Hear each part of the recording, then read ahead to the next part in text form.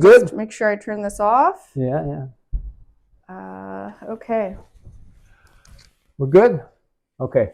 1 sec. Yeah, sure. I understand. Yeah, sure. Very good. Easy. Good morning, friends. And today we have another episode of on our channel, Real Life and Real Estate. And today we have a very important guest. We have such a pleasure to meet Christine, and she's going to tell us everything you need to know about situation in South Falls Creek Leasehold.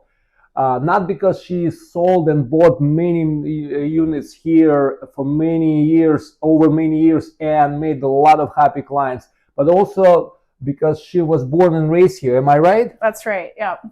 Oh, so thank you so much for having me today, Andre. Really appreciate the opportunity. Don't know if I'm going to be able to tell you everything, but definitely will try to help your viewers understand the Falls Creek situation and why they may want to consider living here. Thank you so much. Yeah, okay. So what's the deal with this leasehold? And a little bit of history probably before the people comprehend the whole picture in a few words. Yeah. So I'm Christine Kopr. I'm actually born and raised here in Vancouver. And in fact, in Falls Creek, I went to Falls Creek Elementary. So I kind of date myself. The school had just opened when I made a move there. And I used to actually walk the seawall every single day. Came to Kids Only at lunchtime on my lunch break when they let you off school grounds back then. Sounds like a paradise. Sounds like a paradise. Absolutely. Actually, I always think about how lucky I was to live in one of the most beautiful cities in the world, yet it was downtown Vancouver, but I lived in a park. I had to walk over the overpass every day, and at the top of the overpass is a waterfall, which then streams down into the ponds. And when I was a kid, I used to chase the geese and the goslings in the spring, and in the winter, if we had snow, there were like icebergs on the pond. I have happened to fall in there in my snowsuit when I was a kid. So I've rollerbladed and biked the seawall my entire life. I've watched Olympic Village not exist and be just an industrial commercial site. But I'm very fond of Falls Creek. I can't believe that you're in the middle of the city, but you essentially live in a phenomenal park. So coming back to the situation with the leaseholds here, what is special about the south side of Falls Creek is all this land is owned by the city of Vancouver.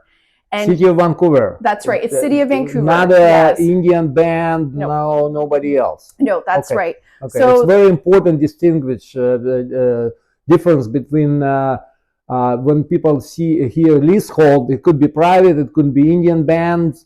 Or it's, in our case, it's the City of Vancouver. That's right. And then, of course, we also have the UBC and SFU are also leasehold areas, but very specifically, yes, different. They're not Indigenous lands. And these particular lands are assets owned by the City of Vancouver. And back in the 70s and 60s, Falls Creek was an industrial area, lots of logging, sawmills, and it actually, it was the foundation of our resource economy here in BC. And of course, back then we didn't have the technology or all the knowledge that we have today about environmental protections. So in other words, interrupt you, Christine. So we sit here in a beautiful 3-bedroom South Falls Creek leasehold property. So it's right here in this place. Used to be a very industrial, like a sawmill, full-blown sawmill. Am I right? Yes, all throughout Falls Creek. So we're literally at Granville Island right now. So there was a lot of industry here. I mean, we still have the concrete plant there right now, and all the way up Falls Creek, all the way to Science World. Actually, that area used to be marshlands, and they had to fill that all in. That's why China Creek that comes down towards Clark Drive and all that has China Creek. So there was a creek there and it fed into this Falls Creek area.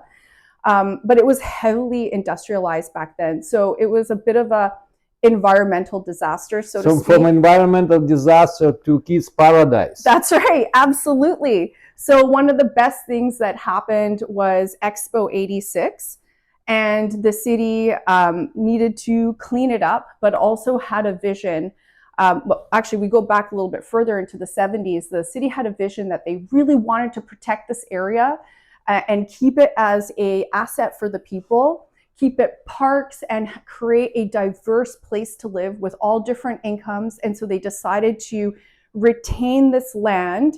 So the other side of False Creek is freehold, and that other side was sold to Lakashing, who is the owner of Concord, and he had the master plan and redeveloped all of the north side of False Creek, and the city has this very large chunk of land, say from Stamps Landing all the way to essentially here at Granville Island, just on the other side of the entry into Granville Island. And so they retained that and then had this vision to create this really amazing place to live and to keep it for the residents and to keep it like a park-like setting and just create a lot of housing here. So fast forward 40 years, so we here in 2026, and most of leases, it's around 2040, 2036, 2046 going to be expired. They haven't happened yet. That's right. But what's the situation? Can you explain exactly if I want to buy today? So in 10 years, I'll be on the street again, or what's the deal here? Can you walk me through that process, please? You bet. So excellent question, and it's a question we get all the time. Can we predict the future is exactly how things are going to work out? Not necessarily. However, there are leases with provisions as to what will happen at the end of the lease. And so you're absolutely right, Andre. When the city had this, they had this urban planning vision, which they executed on. And I think there were 69-year leases originally, and that's why we're getting to where we are today. A lot of the product was built around 1980 plus or minus, and then they had these leases. And that's why you will see the stratas here on the south side of False Creek having different expirations on their lease times. Even though the lease time was the same for all the stratas, they were all kind of built at different times, different developers and all that stuff. I think there's about 20 stratas in total on this side of False Creek. And so when they were built, there's a head lease that manages the provisions of what happens at the end of the lease for each strata. And currently, there is a provision at the end of the lease that there is a buyout from the city of Vancouver at the end of the lease. So for example, today we're sitting at our listing at unit 217-1477 Fountain Way, which is Fountain Terrace. It's right beside Harbor Terrace, which Andre and I know very, very well. Probably two of the best stratas here in the south side of False Creek because they've done so much work to the buildings themselves. But coming back to it, I lost my train of thought. No, it's about buyout. The buyout, that's right. So for example, for Fountain Terrace, the current lease expires in 2040 if you don't extend, and we'll get to that in just a moment. So there is a lease, and it says essentially there's a calculation that is done, and it's actually really important for people to know because typically when you have a lease, at the end of the lease, you know, it means that there's nothing, right? Like the value of that asset goes down to zero because there's technically no buyer for it because nobody wants to only buy 3 months left of a lease and then poof, they're out. But in this case, all of these properties have a buyout provision from the city of Vancouver. So you have a buyer, and it's the city because they own the land. And part of the calculation includes the property not being encumbered by the lease. So in the valuation that they have includes what would be considered a freehold value in the buyout calculation. Now, of course, there's adjustments that occur in there. So because you don't actually own the land, you're not going to get full freehold value, but it is a part of the calculation over time. So at the end of the lease, you have a buyer. Now, a few years ago, there was a negotiation between all of the leaseholders in the south end of False Creek, and they negotiated an extension of the lease, so a 20-year extension. So for example, on this property, if you wanted to extend from 2040 to 2060, you could do that by paying out the amount of the lease extension. Specified already. It's specified already. Yeah. That's right. Okay. Yes. So one important point, it's a full disclaimer here. Yes. What we're discussing with Christine right now today, it's just general information for educational purposes. So if you need more questions, you obviously reach out to Christine or myself and to work specific details. But in the end of the day, you need to obtain independent legal advice. That's right. About what's going on. It's a little bit more complicated than freehold, but as we discussed in the beginning, it's such an area that's worthwhile to look into it closely and explore more moving parts inside of this leasehold situation. Because for lifestyle, it's the best lifestyle Vancouver has to offer. We literally sitting here 2 minutes or less, walk to Granville Island, seawall. We're on the seawall. We're on the seawall, and you can walk towards Olympic Village, never cross a single traffic line or light, or you can go all the way to Point Grey, the same way. That's right. Kitsilano Beach, Kitsilano Pool, you name it. It's just, and the camera doesn't do the justice today with a sunny day. It's a beautiful unit with wonderful skylights, but as I say, people a bit afraid or reluctant, apprehensive, and it's totally understandable. But we both of us encourage to look more into it. There is no obligations to make any movements or anything like that, but it's worthwhile to do so. Yeah. Am I right? Absolutely. Yeah. Actually, I'd love to expand on that, Andre. You're absolutely right. So why would somebody consider living here? And the point is, like Andre said, we are literally on the seawall. This particular unit, you open your patio door and you are in the bike lane, actually. So you actually have to be a little bit careful, but you're right there. You can, with your stroller, walk out the door. You can go for a jog. You can grab your bikes. You can grab your dog and go to the dog park. Across the street is the water slides, the community center, a daycare, Granville Island, the market, fresh food, dining, theater, the sea bus. And then, as you mentioned, not just walk towards Olympic Village. I used to rollerblade and bike all the way down Olympic Village, back down through the West End, around English Bay, around Stanley Park, through Cole Harbour. I mean, the False Creek seawall is unbelievable, world-renowned. It's iconic. It is, and I love that you mentioned that. It's bordered by 6th Avenue down. So when you're on the seawall, there are no cars. You are walking on the seawall. You're walking by marinas. You're walking by homes. There's no cars anywhere. It's the most walkable lifestyle. And what the challenge is that if you ever want to live here, you can only live in this area where you're close to Granville Island in a leasehold property. Otherwise, you have to go to freehold all the way over at Olympic Village and Stamps Landing, which is a little bit of a different vibe, still on the seawall, beautiful. But this particular pocket by Granville Island is spectacular. The mature trees, everything.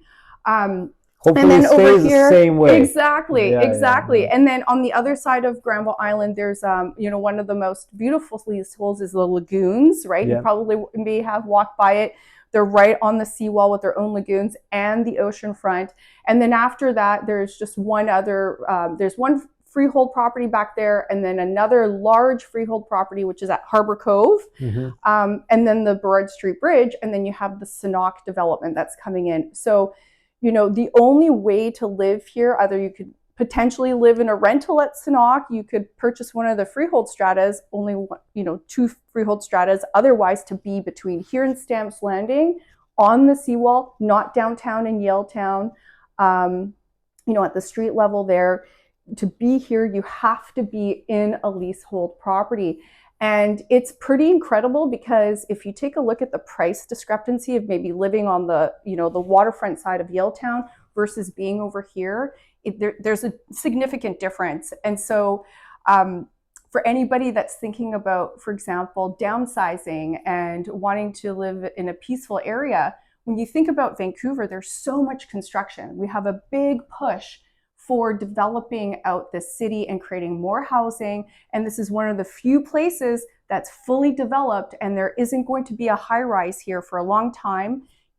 Maybe at the end of the lease extension, if the city doesn't negotiate another one, but really that's a long time away. So where else can you live where you're not going to be living by construction or another tower in a park in the middle of beautiful, like False Creek with fresh air? So for anyone thinking about, maybe downsizing and having the ultimate healthy, walkable lifestyle, or families just want to get into the market and live in this beautiful, I guess, like protected area, you just don't get it anywhere else. It's definitely something to consider. As you mentioned, Andre, yeah, absolutely, you need to get some legal and accounting advice. But at the end of the day, it's a lifestyle decision, and there's residual value at the end. It is a lifestyle decision. 100%. Yeah. And to get more details, please reach out to Christine. Her number is 604-992-1831. It's 604-992-1831. And Andre as well, because he's a resident here himself. No, it's, my number is easy to remember, 604-728-6671. 604-728-6671.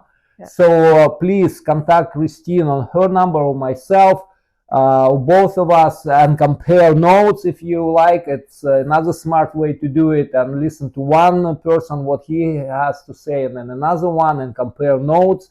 And hopefully we can maintain the party line that it's simply a crown jewel of Vancouver. That's South Falls Creek. We appreciate our time we spent with us, and we're looking forward to your questions and also for new episodes.